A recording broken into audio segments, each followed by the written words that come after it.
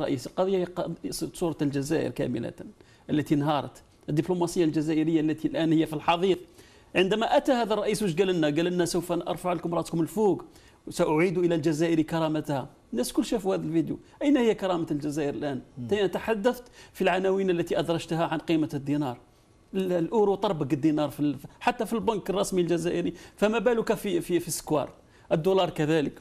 هو يعني بوتفليقة قال في يوم ما، قال أنا لا أريد أن أنتمي إلى أمة يعني يكون سعر الدينار تاعها وسعر الدرهم المغربي أكبر منه يعني. نعم، لذلك الجزائري لا زال يتساءل عن أي درهم منه، عن أي دينار كان يتكلم.